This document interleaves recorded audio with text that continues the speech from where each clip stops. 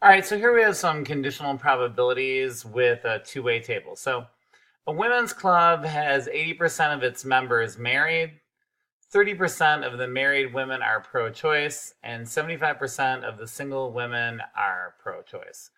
If a woman is chosen at random, find the probabilities, make a two-way table. Okay, so I don't know, I wouldn't have minded avoiding this because of the politics here.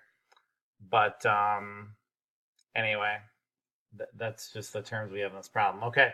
So, all right. So I'm going to make my two-way table. So I've got married over here or single. And then I have pro-choice up here or pro-life. And then I have total. And then I have a total. And that's my table setup. All right. So okay, cool. All right, so let's fill in some of these. So if 80% of its members are married, so that's going to mean I'm going to have an 80 here. 30% of the married women are pro-choice. So this is a little twist on this. 30% of the married women.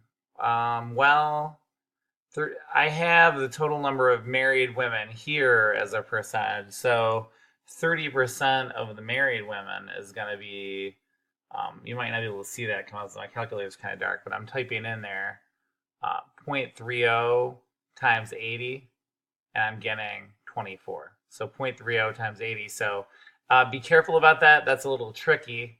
So 0.30 times 80, that's where I get that. 0.30 times 80 is 24. Okay. So that's how I put that in the table. All right, and 75% of the single women are pro-choice. So 75% of the single women are pro-choice. Well, here, we got to use that same trick again because since these are percentages, these are going to add up to 100. So this has to be 20. So we need, of this 20%, 75% in here are pro-choice. So I'm going to say 0.75, and again, that's hard to see, but let me clear that. 0.75 times 20 is 15. So that's definitely tricky. Be careful about that. You will see this kind of thing. All right. So now these two are going to total to 39. Then 100 minus 39, I have 61. And then up here, 80 minus 24 is going to give me 56.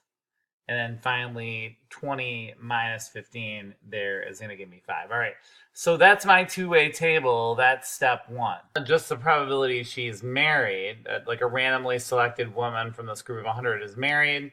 So I've got my married total is over here, so 80 out of 100, that's going to be 80%, right? So 80%, or if they want a probability, it's 0.80. So remember, again, this probability function is going to return a number between 0 and 1. We could turn that into a percentage. So this is 0.80 for the probability. Okay, probability that I'm single, I'm going to do that the same way. So I'm going to look down here for the total. I'm going to have 20 out of 100, or 20%. Here, the probability that I'm pro-choice, I'm going to use this total, 39 out of 100. That's 39%. Probability that I'm pro-life, so I'm going to look here. That's this total, 61 out of 100. That's 61%. Probability that I'm married and pro-choice. So married and pro-choice, that's here. So it's going to be 24 out of 100 equals 24%. Okay, so single and pro-choice. So single and pro-choice. So here I am, I'm single and I'm pro-choice, so 15 out of 100. is going to be 15%.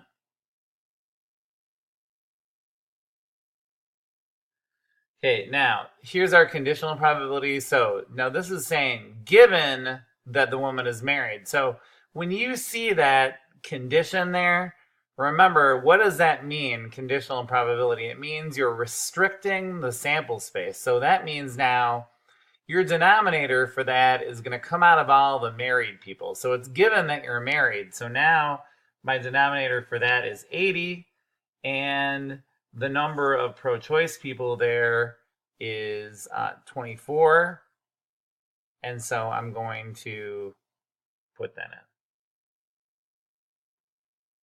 Last one was 30%, and they gave us that. All right, so given she is married, she is pro-life. Okay, so again, given she is married, that restricts our sample space to this. So 80 is in my denominator. So 80 is in my denominator. And then pro-life, we had 56. And so I'm going to put that in there. And that's going to give me 56 out of 80 is going to give me a 70%. Okay, so now given single that she's pro-choice. So I'm going to go up here. Given single. So now my denominator is 20. So 15 out of 20. So again, remember that this given, when they say given like that, that's a conditional. That signals what you're going to use as your denominator. Okay, given that you're single, pro-life. So again, I have 20 is going to be my denominator, and a 5 is going to be my numerator. Okay, given pro-choice that you're married. So given pro-choice, so the denominator for that is 39 now, and that you're married, so it's going to be 24 out of 39. Okay, given pro-life that you're single. So again, so given pro-life means that we're going to be using the 61, and that you're single. So it's 5 out of 61. And then finally we have this piece, are the events married and pro-choice independent? Like the die rolling, is that independent? Like kind of question, like this is much less obvious, and you need to show this in a kind of mathy way. So if these events are independent, then this equation is going to be true. So the probability that I'm married and pro-choice, we've already done that, but that's going to be 24 over 100, which is going to be 0.24. So 24 over 100 or 0.24.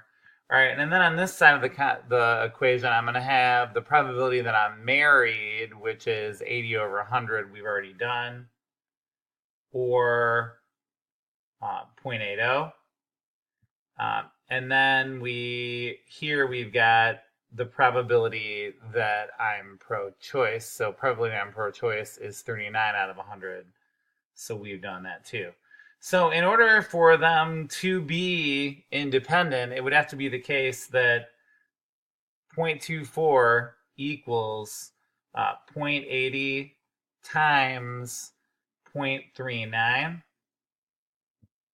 Which is not the case. This is going to end up equaling 0.312. And so those are not equal. So the answer to this one is going to be being married, and these are not independent events. So not independent. So they will ask that test of independence sometimes, and you need to be ready, if you can't just figure it out by thinking about it, to be able to kind of do it with the formula, which is here. Okay, thanks.